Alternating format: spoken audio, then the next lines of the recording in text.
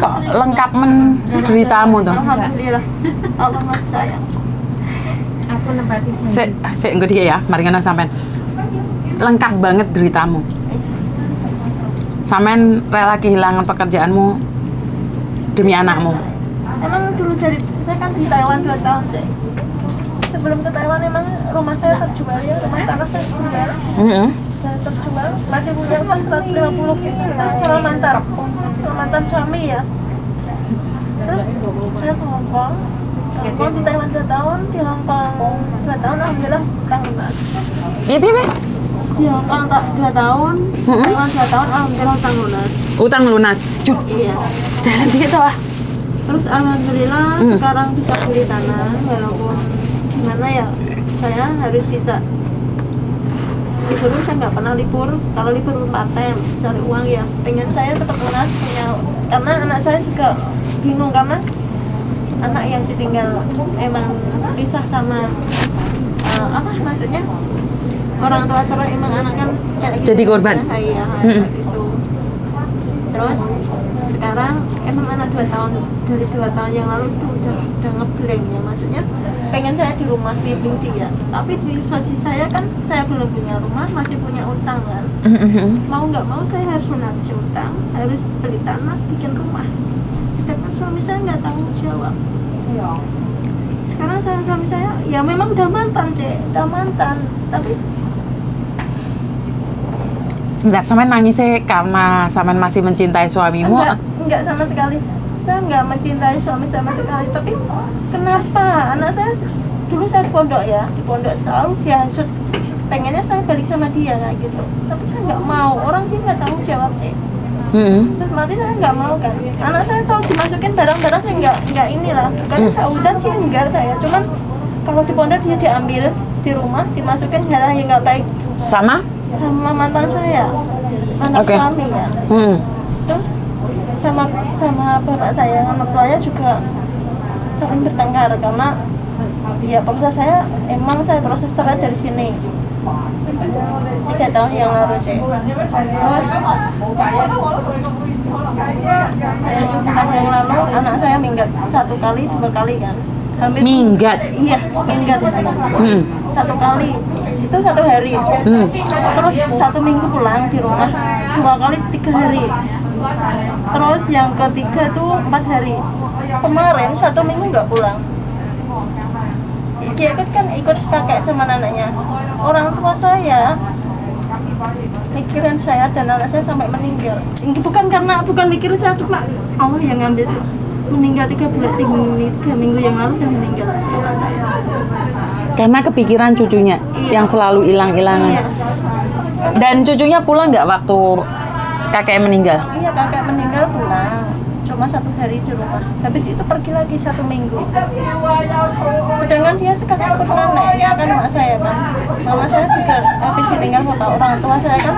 Bapak saya kan otomatis masih inilah. Orang di rumah sakit 1 minggu terus meninggal saya. Ya makanya saya putuskan mati. Saya pulang mau bimbing anak saya. Tapi di sisi lain saya belum punya rumah. Masih tanggungan anak.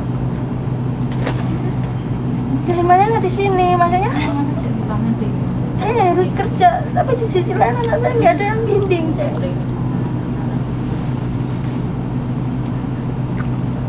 Oke. Apakah sampean pulang 1 bulan 2 bulan anakmu akan berubah? Kan nggak juga. Setidaknya sampean harus butuh waktu yang agak lama untuk menjaga dia. Rezeki saya percaya dengan Tuhan, Mbak. Iya, Di manapun ada. Iya, kemarin saya juga pakai gitu kan. Anak saya sampai saya telepon, saya WA itu nggak pernah respon saya. Telepon pun dia, ibu kangen, pengen lihat kamu, pengen dengar suara kamu, itu nggak. Ya ini kamu di mana? Dia itu nggak pernah respon sama saya. Apakah dia bertengkar sama sampean? Nggak pernah, cuma dia takut. Saya dulu emang mengekang dia, Cek. Perempuan itu jangan, saya suruh mondok dulu, Cek. Dek, kamu cari ilmu dulu, sekolah dulu. Biarpun ibu di sini kayak apa, yang penting bisa membiayai kamu. Kamu harus jadi seperti mbak yang wanita yang solehah kayak gitu kan. Tapi di sini dia itu mungkin nggak. Saya kerja di sini kan kadang pegang HP, kadang nggak. Mau curhat sama saya nggak respon. terus dia itu juga sama laki-laki cek, larinya ke laki-laki. Makanya sekarang dia pun udah punya cowok dan nggak tahu di mananya itu juga nggak tahu. Makanya saya bingung tadi, ya saya curhat sih sama teman gimana saya mau pulang, tapi di sisi lain saya pengen kembali ke sini. Kamu cari majikan dulu deh, nanti habis tanda tangan kamu bolehlah 3 bulan 2 bulan di rumah bimbing anak kamu, pelan-pelan dia bilang sama anak kamu kayak gitu, nanti ya dia mengerti kok. Makanya barusan saya kesini cari Sayuni kan, pengennya curhat terus pengen cari majikan, boleh nggak kan minggu depan saya pulang kayak gitu. Oke. Sekarang menurut pendapat saya ya, tenangkan hati kamu dulu. Gak usah buru-buru cari majikan. Kamu ntar pulang Indonesia bisa cari aku. Jadi karena waktunya sudah mepet, minggu depan kamu sudah terbang kan. Jadi kamu jangan fokus pada apa dulu. Fokus pada masalahmu aja dulu. Selesaikan itu dulu. Semuanya sudah tenang. Kamu bisa datang ke sini lagi kapanpun kamu mau, kamu telepon aku. Karena kalau saat ini kamu cari majikan, interview, aura kamu aku lihat udah nggak jelas. Paham nggak maksudku? Jadi lah auramu nggak jelas, malah ntar dapat majikan sehingga api, malah nelongso. Jadi kayak tenangkan hatimu dulu, wis bener-bener selesai, siap. Apapun keputusannya, kalau anakmu memang tidak bisa dibimbing kan sampean sudah bisa melepas. Karena sampean kan bisa ikhlas akhirnya kan sampean bisa ikhlas toh. Kalau sekarang kan sampean bisa bilang menyalahkan diri sendiri, kenapa anakku seperti ini. Iya, bener nggak? Ya. Bukan sebenarnya jujur bukan dek salahmu dok, Mbak, sorry, bukan dek salahmu. Tapi memang keadaan, banyak kok orang-orang yang di luar sana anak-anaknya ditinggal jadi tentara, jadi ABRI, jadi dokter, banyak kok. Itu apakah mereka punya keluarga yang lengkap? Tidak kok. Bapaknya punya wanita lain, anaknya sukses. Jadi kalau dibilang karena ibu di luar negeri anak nggak jelas, itu bukan satu alasan. Ada ribuan orang ibunya sampai di sini babu, anaknya di Indonesia sukses. Jadi tergantung dari niat dia. Tapi di umur-umur seperti itu, kalau sudah ketemu sama cowok yang tidak jelas, itu sangat sulit untuk kita kendalikan, kecuali dia sendiri pingin balik arah. Lengkap sudah penderitaannya sampean, cukup. Karena saya percaya bahwa Tuhan itu punya rencana atas hidupmu yang lebih baik lagi. Karena saat sampean dijatuhno dengan malapetaka, dengan apes, dengan semuanya, aku percaya Tuhan punya rencana atas hidupmu. Saiki sampean, kalau menurut pendapat saya lebih baik tenangkan dulu. Yut. Jadi kamu lebih Maya, kamu lebih baik fokus untuk pulang Indonesia dulu untuk menangkan dirimu dulu. Iya, orang aku belum pulang ke sana. 3 tahun belum pulang, terus kemarin cuti cuma 2 minggu ya, lihat bapak cuma 2 sebentar, sekarang udah meninggal nggak gitu. Makanya aku notice pun kayak orang linglung. Saya sebenarnya aku masih pengen kerja, pengen cari uang, tapi di sisi lain anakku kayak gitu. Ya, intinya jangan pernah menyalahkan dirimu sendiri karena itu bukan salahmu. Jadi kalau bilang karena bapak ibunya cerai maka anaknya tidak baik, tidak juga. Jadi jangan pernah menyalahkan dirimu sendiri. Ya karena anakmu sendiri yang tidak ingin menjadi lebih baik, ya biarkan saja. Sebagai ibu kamu sudah melakukan tanggung jawabmu, selebihnya itu wewenang mereka, hak mereka. Pondok itu udah 3 kali saya. Pondok itu udah nggak suka di sini, kamu mau pindah di mana? Yang penting kamu nyaman, aku biayai, udah pindah. 1 minggu berapa biaya? 1 juta lebih, pindah lagi. Kayak gitu ya Allah. Bentar ya. Umur saya 42 cek. Masih muda, masih bisa. Aku kemarin kan sama agent kan, aku mau ambil notis, anak saya gini, orang tua saya meninggal kan kayak gitu kan. Tapi kamu umur berapa? 42, sulit sekarang. Kalau masih bisa kan saya bisa calling visa lah, cara gitu kan, nggak gitu kan. Emang itu nggak keinginan saya kan. Tapi masih agent bilang nggak bisa, kamu udah sulit kan. Jadi nggak usah khawatir, kamu masih muda, umur 42, kamu masih bisa berusaha lagi. Sekarang selesaikan masalahmu dulu, fokus sama masalahmu agar semuanya tenang. Kalau sampean nggak tenang, sampean nggak bisa menyelesaikan masalah. Ngerti nggak? Jadi Kak, samen harus pulang dulu aja dulu. Enggak maaf sih. Ninggalin dokumen saya di sini. Nggak apa-apa, nggak usah, nggak apa-apa. Nggak usah khawatir, ntar selesai kamunya main Indonesia, sudah tenang, samen telepon aku. Atau samen mau ninggalkan biodata nggak ada masalah, tapi sama aja. Oh iya, tinggal biodata kan masih nanti kalau ada majikan kan boleh di ini. Halo. Ninggalin biodata ya, samen rencananya atau pulang dulu. Karena sama aja, ntar sampean pun tak cari lagi. Enggaknya kan saya ada di biodata di sini kan masih kalau mis ada majikan yang udah saya kan langsung telepon gitu. Nggak apa-apa, bisa. Tapi pikir saya 2 bulan 3 bulan insya Allah cukup lah. Tapi untuk menyelesaikan masalah anak yang nakal itu tidak cukup, Mbak. Iya. Tidak cukup. Karena itu saya tidak ingin kalau saya ada majikan terus di cancel itu lebih jelek lagi ke sampean ke depannya. Kenapa saya bilang pulang dulu sekiranya sampean sudah bisa, karena kenakalan anak remaja itu sangat sulit sekali, akan memeras pikiran sampean, membuang energi sampean.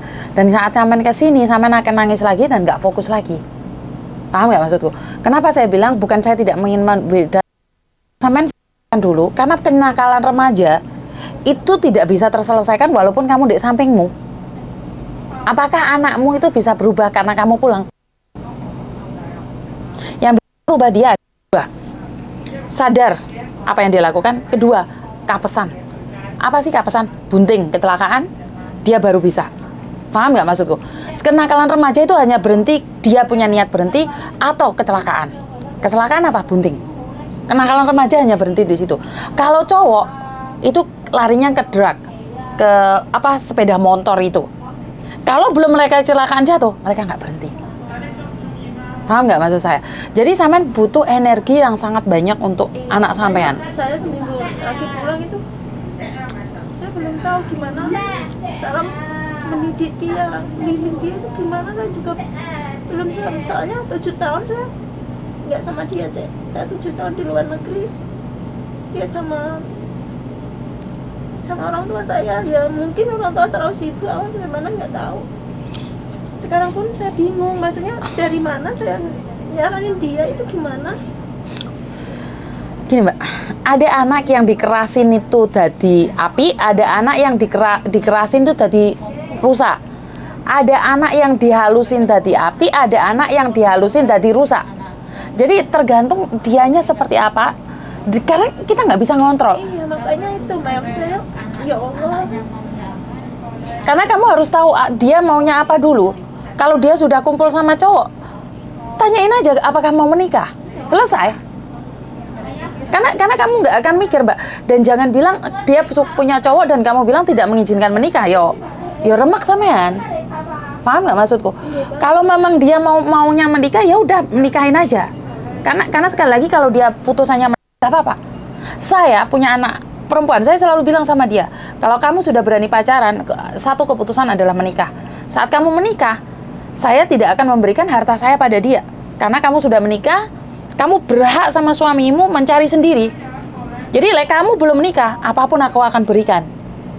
Termasuk pendidikan, termasuk sepeda motor, apapun aku akan berikan. Tapi saat kamu mengambil keputusan menikah, ya itu tanggung jawab suamimu untuk menafkahimu. Karena kan sampai bilang tadi, dia sudah sama cowok lah apa. Semalam baru semalam aku ajak dia. Dek, kalau kamu mau ngomong sama ibu bisa. Jadilah ibu tempat curhat kamu. Sekarang mau kamu gimana? Katanya. Dia bilang, boleh, siapa yang nggak bolehin? Yang penting kamu masih ada tata krama, masih ada bersama jaga diri kamu, jaga kehormatan kamu. Saya juga pelan-pelan ngomong, saya soalnya 1 bulan ini nggak pernah komunikasi dengan dia, aku nggak ada komunikasi. Saya dia seperti apa ya?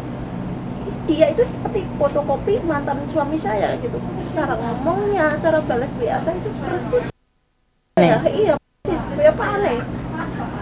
Pernah sampai kayak drop nih kejang yang begini, kayak apa? Kejang? Iya. Karena banyak pikiran saya. Terus? Banyak pikiran. Terus pas WA sama dia itu namanya saya itu persis mantan suami saya kayak gitu. Jadinya semalam aku pelan-pelan ngomong sama dia, kamu juga sama ibu ya, jadilah ibu teman akrab kamu, jangan anggap ibu seperti ibu kamu. Jadi teman buat kamu, kan saya bilang kayak gitu. Oke, saya catat sama dia, aku punya cowok. Ya aku nggak melarang kamu, nggak ini kamu, yang penting kamu nyaman. Saya bilang kayak gitu. Katanya ada cowok, tapi dia nggak punya orang tua kayak gitu. Terus dia umur 17 tahun. Nggak apa-apa sih, yang penting kamu tanggung jawab sama kamu. Kamu lebih membuka seperti itu. Iya. Jadi jangan bilang jangan. Kenalin aja cowokmu sama aku. Jadi kamu friend terus. Kalau kamu feel mereka lebih jauh lagi ya nikahkan aja. Jadi jangan bilang jangan. Karena sudah dewasa, saya tidak ingin kamu menyesal. Karena apa? Kalau sudah menikah kan kamu ringan, Mbak. Iya, makanya saudara saya pun ya wes nih, nah emang dia wes rakyat sekolah kira aku ngomong mending di negara sih daripada mbak sekolah ke saya biaya aku tanggung jawab mending nikah harus terus pikiran Selesai loh. Berarti kan sampean harus ambil keputusan seperti apa, dekatin dia seperti itu, cara sampean yang terbaik itu sudah menurut saya bagus itu. Jadi deketin dia satu cewek aja, nah. Kamu punya satu cewek aja, nah. Dua cewek. Tapi yang satu udah menikah punya anak. Oh, yang satu sudah menikah, sudah punya anak. Ya udah loh, yang kecil malah penak loh sampean, bebas dari apa ya, dari pikiran lah. Karena saya tidak ingin kamu menjadi beban yang terberat dalam hidupmu. Kamu sudah menikah, kan kamu bisa lepas lagi ke Hong Kong. Kalau mereka punya anak kan kamu kari ngopeni cucu. Kan lebih enak loh. Gagal sekolah, dipikir diabotno kabotan, Mbak. Aku dengan pengen sekolah monggo ibu enggak ngakalingan enggak apa sing penting jenengan saiki ngerti sing antara sing apik karo sing elek jenengan wis ngerti. Saiki jenengan meh sekolah yo monggo, meh sekolah yo monggo. Sing penting saiki ibu wis jadi ibu sing tanggung jawab jenengan pengen sekolah tak pas sekolah, pengen mondok tak pondok, saiki tak tebaske sepeda motor tak tebaske. Terus kalau jenengan sakniki priye karo priye monggo. Lepas notis niku dilema banget men, emang dilema banget. Antara iki aku lanjut apa mantuk nang Indo kerja apa aku jangan dulu rumah. Orang mantuk anakku kaya ngono. Nggak apa-apa loh, nggak punya rumah, yang penting kita masih punya harga diri. Karena kita tidak bisa kalau anak kita seperti itu, apalagi anak cewek. Ya udah, menurutku istirahat, pulang dulu sampai pada titik sampean tenang. Saat sampean kesini, kena gini loh Mbak, lek ke Hong Kong buat pelarian aku dini majikan nih untuk sing elek, malah ngenes malah ngelongso. Jadi lek clear, saya percaya dengan rezeki Tuhan. Rezeki Tuhan itu akan mendarat lek bersih hati nih awake dhewe. Kasar orang ngomong kan kayak gitu. Jadi lek awake dhewe jek ono sing kepikiran iki kok rezeki kan mencelat kabeh. Pikiranmu lah ora tenang. Pikiran sampean nggak tenang. Makanya aku lihat sampean masuk tadi aku udah opo iki. Kan beda karo aura-aura sing guyu. Hah? Aku masuk ngomong. Iya, aurane long service awamu. Jadi sekali lagi biarkan saja. Soalnya aku wis belajar ilmu perdukunan. Jadi tak delok wajah ting ngene wis aku wis paham banget bisa tak waca. Iki liriknya ndelok tangane, Mbak.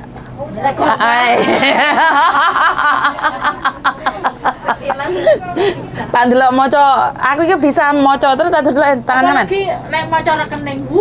Tak delok tangane. Oh, iki rezekine oke, umure dawa. Ya wis aman dari godaan setan iki wis ana. Mulai di Indonesia wis. Tak anteni. Ditenangno hatine. Sampai ngomong anake dhisik 1 minggu, 2 minggu, 3 minggu sampai alon-alon. Ya Mbak, aku wis mikire ya ngono lah rezeki ngono ya ono Mbak, tapi kadang anek wong awake dhewe nek ora fokus ya entuk omongan kono pengen rono kemarin dadi uga fokus dadi siji lho. Iki mau nembe aku nang isor diomongi jenengan ki golek majikan sik tanda tangan kok ning omah nunggu 2 wulan 3 wulan kan iso kan. Ngomong gampang, Mbak. Tapi yang jalani kan sampean. Kan sampean tahu fokusnya berapa lama. Orang bilang cari majikan dulu. Takutnya lek sampean gurung tenang. Tambah ruwet sama Iya Mbak. Ya justru alhamdulillah ya Mbak, saat ini aku nyekel duit orang Mbak. Loh, Rasanya ke dua orang terus kita sama tadi balik ya. Nah, yuk ini ya Mbak, aku memantau ini. Aku dari ya kira-kira mau dina dulu Mbak. Mbak aku nanggal sampai dhewe mbak gak ya adik-adikku kan yo alhamdulillah nek orang tuwa sih mbak yo ngono kuwi kan wis aku nggak mau mulbani maksudnya kalau dikasih siji rakas kan gak enak sih mbak. Nah aku kan sik dhewe ngono lho. Yo benangan basket sepeda sembarang sih mbak jenenge. Mbak tutup nalawangnya Mbak Pak, ngarep lebih. Jadi ini yo saiki ini pun aku megang duit enggak megang duit iku aku seneng omah tanggung dia ora ku opo mbak. Lho. Ya. Terus piye sampean Mbak? Ah iya makanya ya Lah kenapa sampean ambil keputusan ngebreak kalau sampean nggak punya uang sayang? anakku ning omah piye mem. Loh, ngerti? Sebentar. Sekarang beda lagi loh. Sing notice mbak aku notice. Ngerti. Berikan notis. Ngerti sayang. Sekarang sini satu hal. Oke, kamu bilang ngebreak, kamu boleh jumping, kamu boleh ngapain aja. Setidaknya kamu punya uang pegangan loh. Lah kamu apapun nggak ada pulang. Terus anakmu lek ngenteni awakmu kedatangan. Apa sih sak bulan gaji sih mbak 10 juta sih. Iya, 10 juta sayang. Hidup di Indonesia tuh kayak Enggak apa-apa. Satu hal, kamu pulang ke Indonesia dan anakmu teng lewame. Leo kamu punya uang pun dia nggak dengerin kamu ngomong. Dan kamu pulang, oke, atas nama cinta. Saja dia minta nikah. makanya bukan mungkin mbaknya pengen delok anaknya opo terus mudah majikan. Iya mbak, masalahnya nih mbak, aku setelah tahun ya, aku udah ingin kan 5 tahun sih 2 tahun kan mantuk cuti 2 minggu, PP 2 minggu. Anakku dalam dilema juga mbak, soalnya dia nggak yang pondok B orang tenang pikirannya, mungkin kenapa sih nggak ngerti terus tak pindah pondok meneh kami sekolah.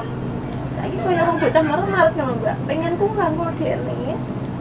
Rangkul dia selagi sampean masih ada mungkin bisa, tapi lah sampean di luar negeri dia nggak akan bisa. Iya. Soalnya anak udah umur 17 tahun pemikirannya 15. Ya kuwi angel-angel cilik gitu kok iku angel-angel walaupun sama nanti sama kayak pondok lek memang niatnya dia udah nggak baik katanya metu-metu ya pasti metu. Solusi tapi sih aku ngata bingung aku mbak. Bukan gini, sampean mentok dewek karena sekarang sampean sudah ambil keputusan pulang Indonesia sayang. Kalau kamu kemarin nggak mengambil keputusan pulang Indonesia dan kamu bilang untuk bertahan dulu di sini, mungkin itu lebih baik.